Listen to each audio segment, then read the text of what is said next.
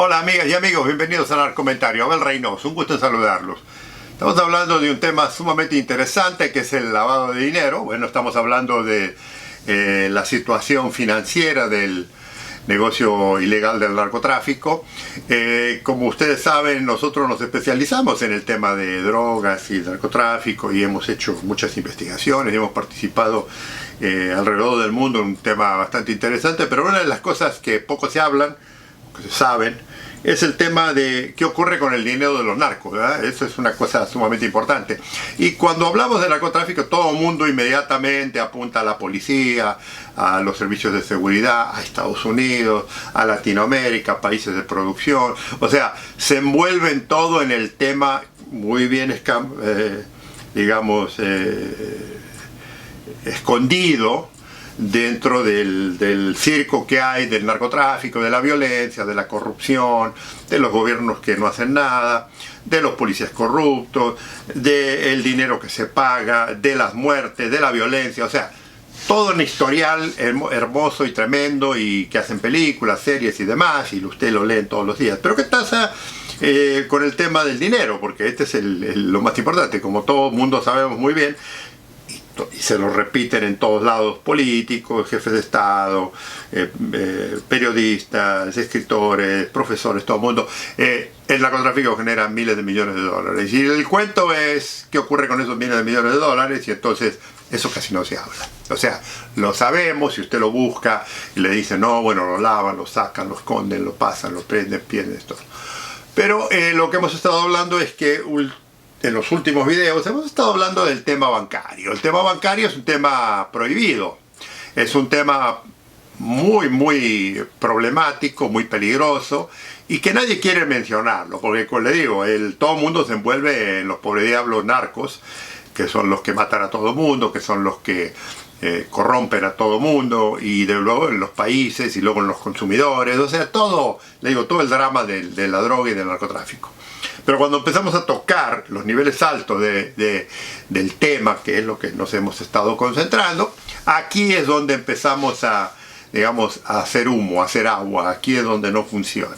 Entonces yo les comentaba que había una historia bastante interesante de algunos bancos en la historia. Hoy hay muchos más, y ya lo voy a volver a mencionar en el futuro. Pero ahora estamos hablando de un ejemplo, ¿no? Y esto es un ejemplo nada más. O sea, fue uno de los miles que han ocurrido y unos cuantos que usted nunca se va a enterar. Pero este banco en particular que yo les comentaba fue el perfecto ejemplo de lo que el sistema bancario internacional hace. Lo que ocurrió es que este banco era absurdamente ilegal en todos los sentidos, y tuvo la habilidad muy interesante de inmiscuirse, de meterse en el sistema bancario internacional, y que duró por muchos años y llegó a lavar muchísimos millones de dólares de muchos narcotraficantes, de terroristas, de políticos, algunos lo voy a mencionar conocidos, pero muchos más. Incluso si usted estudió, si usted alguna vez escuchó de los famosos papeles de Panamá, se mencionaba mucho ese tipo de operativo, de operaciones, y que, le digo una cosa, no ha cambiado nada. Hoy en día continúa, pero hoy en día, con la experiencia de muchos de estos bancos, como les comenté anteriormente, los esconden muy bien todas estas estrategias internacionales. Ahora, lo voy a volver le quiero dar una pequeña historia, porque a mí me apasiona la historia. Le digo, yo soy un historiador amateur, me encanta escarbar muchas cosas como buen investigador, y una de las cosas apasionantes que uno encuentra es cuando menciono este banco, porque es el banco que yo le comenté en el video anterior, BCCI, Banco de Comercio y Crédito Internacional. Era un banco verdaderamente delincuente. O sea, era el banco le decían, era el banco de los narcos, de los corruptos, de los delincuentes, de los terroristas y todo eso. Pero eso es lo que vino después, o sea, después cuando ya lo tuvieron que exponer. Que en realidad muchos bancos que lavan dinero hacen exactamente lo mismo, le digo. Pero lo vamos a hablar de este banco porque este banco es el ejemplo perfecto de lo que, cuando no se controlan los sistemas, cuando hay una gran influencia política, porque aquí lo vamos a hablar de eso, la influencia política y sobre todo influencia financiera monetaria, muchos miran para otro lado, que este es el tema del narcotráfico, que es el tema, es lo que yo le digo, lo que vengo hablando de la corrupción. O sea, dentro del narcotráfico hay muchísima corrupción. Pero ¿qué pasa con la corrupción financiera? Que es la más grande de todas. O sea, los políticos, los presidentes de países, los policías, los militares, todo el mundo recibe dinero, en algunos países mucho más que en otros, pero ¿quiénes se benefician más de todos estos millones y millones y millones de dólares anuales?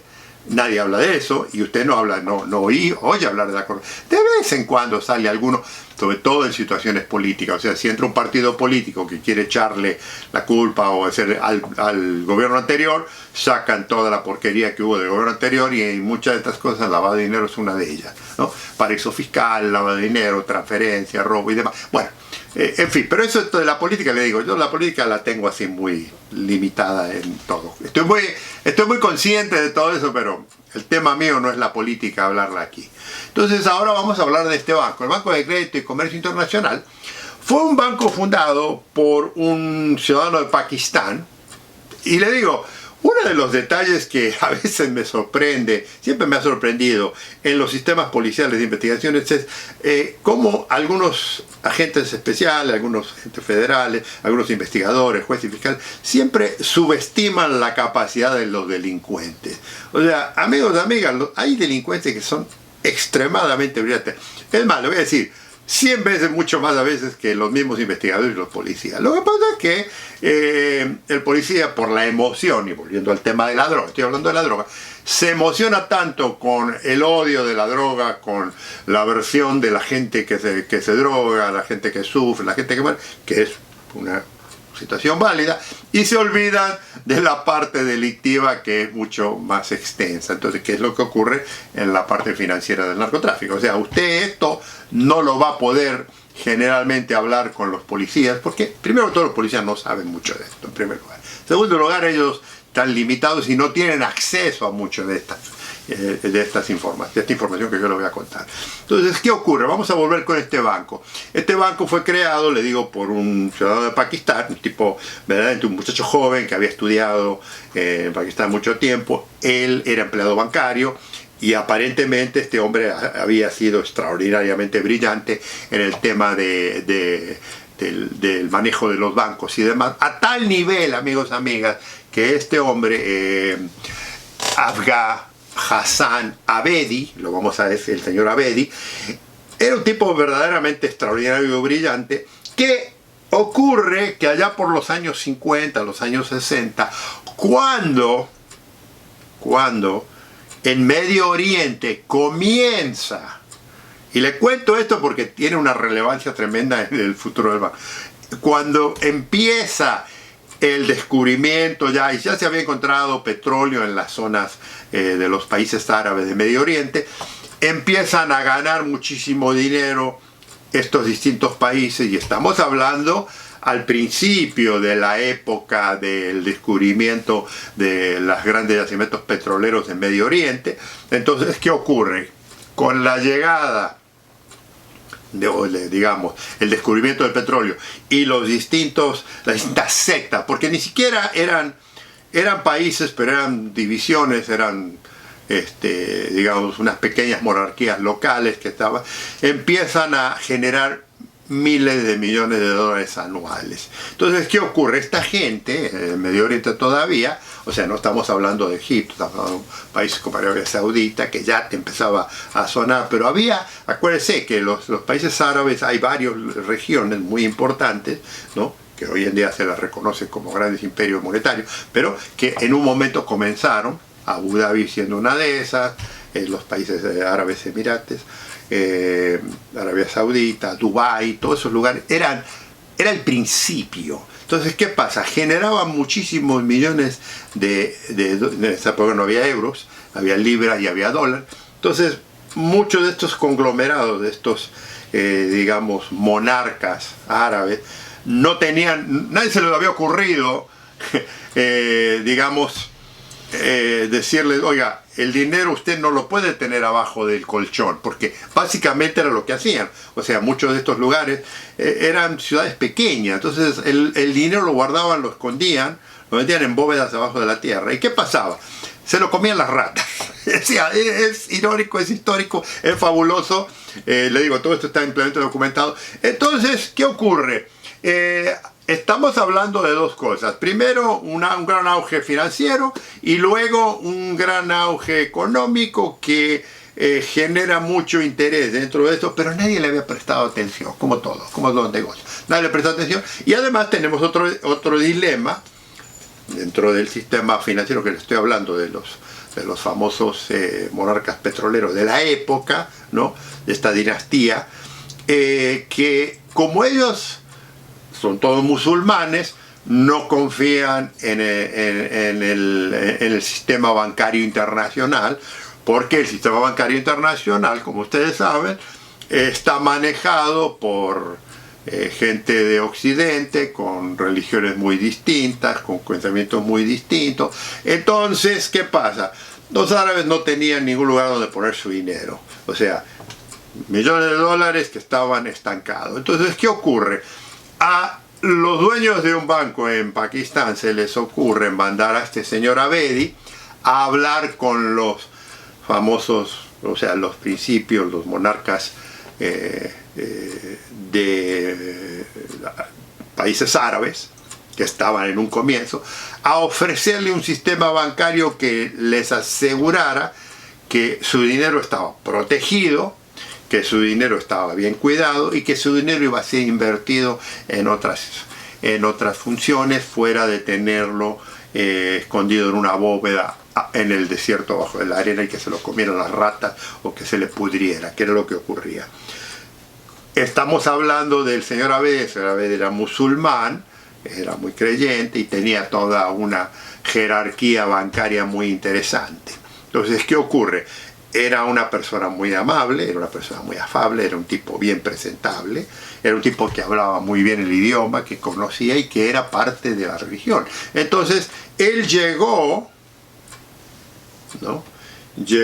a amigarse con muchos de estos líderes que, le digo, en ese momento no eran los grandes monarcas que son hoy en día. Estaba la familia ya, estaba establecida, o sea, eran sectas, estaba muy estable, pero todavía no. Entonces se amiga con esta gente, les empieza a manejar sus finanzas legalmente bien, y los bancos abren sucursales en los países árabes, en Pakistán, en países árabes, y empiezan de la mano de él, con otros sistemas, empiezan a abrirle el mundo comercial bajo la protección de la ideología, o sea, de la religión musulmana en distintos países. Y una de las cosas que obviamente asociadas de Medio Oriente es Inglaterra. En Londres empiezan a ubicarse ellos y a abrir distintos bancos en los que le empiezan a mover el dinero, en lo que estos países árabes empiezan a vivir fuera de su desierto. O sea, hasta ese momento la disfrutaron ahí, pero ya empiezan a viajar a Europa, y es donde usted eventualmente verá que se expande por toda Europa, pero particularmente en Inglaterra, en Londres, es un centro en lo que muchos de los países del Medio Oriente, muchas de estas familias muy poderosas que hoy en día existen, compraron una cantidad enorme de propiedades en Londres, en una época que compraban edificios a morir, compraron y empezaron a abrir ellos sus propios bancos, sus propias instituciones bancarias, sus propios financieros. Se la estoy haciendo muy rápida, no se la estoy haciendo detalladamente porque quiero volver al tema del banco pero una de las cosas que el señor Abedi hace, que en 1972 él, con su conocimiento, con sus contactos, con el dinero funda el famoso Banco de Crédito y Comercio Internacional, ¿no? Con este dinero y esto. Y en cuestión de, digamos, unos pocos años, empieza a abrir sucursales por todo el mundo en 78 países. O sea, era algo impresionante. Tal nivel que en cuestión de 20 años, él tiene miles de millones de dólares en sus cuentas de todo esto, que lo convierte al Banco de Crédito Internacional, de Crédito y Comercio Internacional, lo convierte en una de las 7 más grandes instituciones financieras del mundo. Ahora, hay una cosa muy importante que yo quiero que entienda. el señor Avelli no lo hizo solo este banco. El apoyo original, primero, cuando él funda el banco, es una asociación, tercera parte, con el Banco de América, el famoso Banco de América de Estados Unidos, que tenía un 25% más o menos de las finanzas.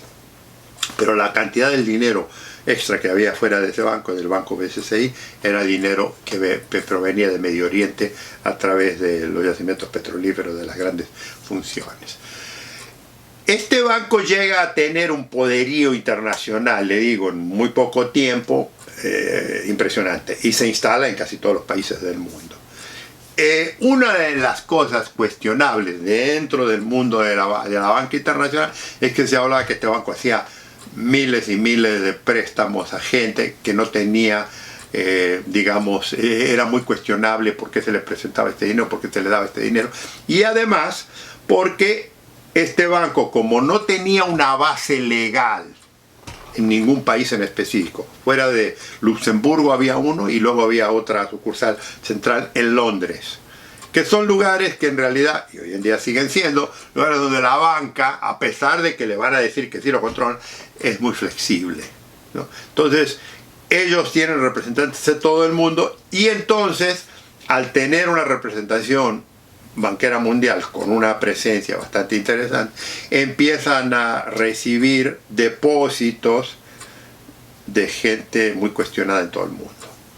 Tal es así que eventualmente este banco se va a convertir en uno de los bancos preferidos de muchos de estos individuos a través de los años. O sea, le estoy hablando rápidamente para que vea cómo se inicia esto y qué pasa.